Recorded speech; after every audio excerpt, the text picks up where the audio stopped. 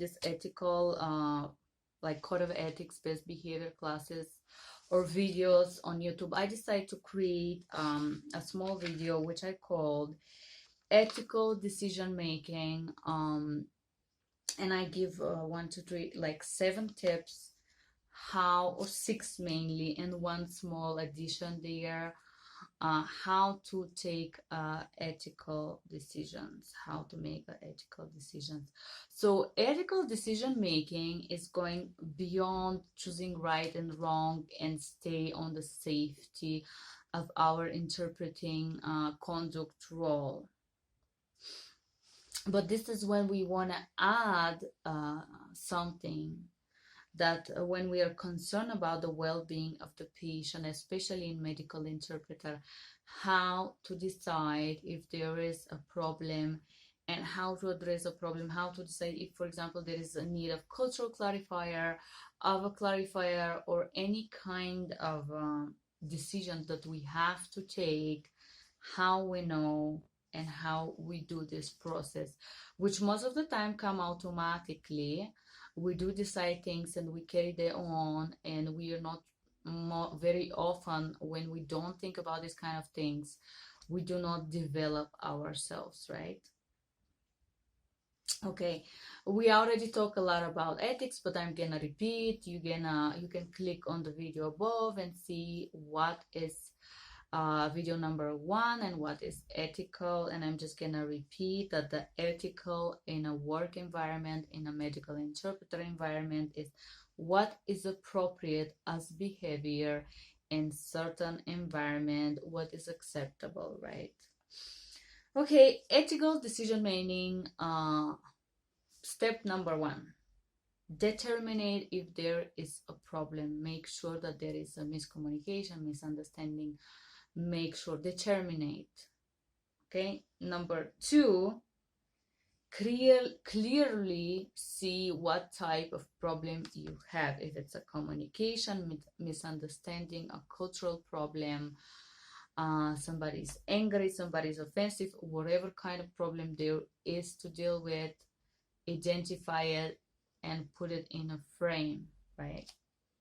Number 3, look inside and see how your personal values relate to the problem. How you relate. Do not react. Stay logical. Number 4, or step number 4, consider different actions, the benefits, the positive outcome and the negative outcome. What risk this action care, right? The most important thing to think here when we are trying to make an ethical decision making, the well-being of the patient or the customer, if there could be a positive outcome, how to have this positive outcome, right? Number 5, step number 5, choose a decision, okay?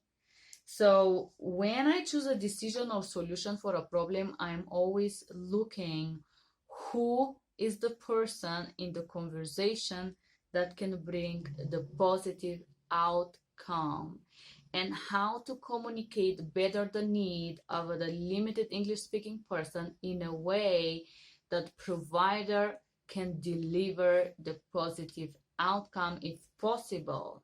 If not possible, to understand the difficulty to the lab to clearly perceive that it's not possible to be done something, and explain it clearly, communicate it clearly. So if there is no possibility for a positive outcome, there would always be a clear explanation why it's not possible to be done here with this department, for example, and where this is possible to be done, or what is possible to be done in this kind of situation, what solution we can offer to the patient or the client, what are the steps to solve an issue, and how this could be solved, if not here, to direct them to the right place, right?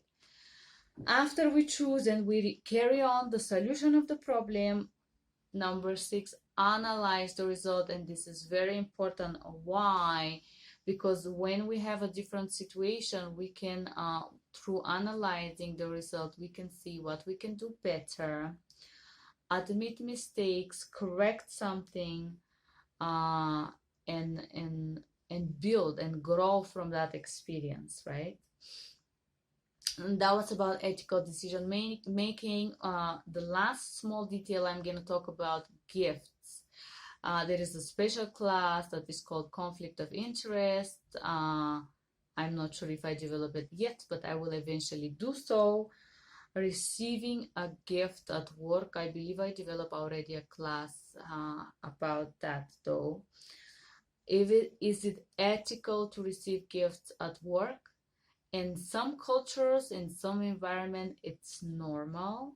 Like in my country, in Bulgaria, if a patient is happy with the doctor, it's normal to give flowers. It's normal to bring something small, like food or perfume or a cream or something particular. For example, it's very particular to bring this perfume made of roses because it's very unique and it's made in Bulgaria, and a lot of people are amused and they're surprised and happy to receive. It's a small gift, but it's something very special, right? So in a lot of culture, it's okay to do small gift. It's okay to do that. But remember, guys, in American Code of Ethics, you cannot receive gift that is worth more than $80 or $100. Some company refuse that right, and they say to you, no gifts, guys, you cannot receive that. It's not okay. Some other doesn't care much about that, as long as that gift is not gonna be too much and create some conflict of interest. A lot of companies said except to the interpreter to decide if they feel okay to receive a gift. Okay, so remember, guys, talking about ethical decision, we can always do something better. We can always learn and evolve. And the most important thing is to have a self-control and stay calm and stay posed and stay polite. That was how to take ethical decisions. Thank you for being here. Thank you for watching me. That was everything for this class from Denver, Colorado. I hope you have a wonderful day. Take care. Bye-bye.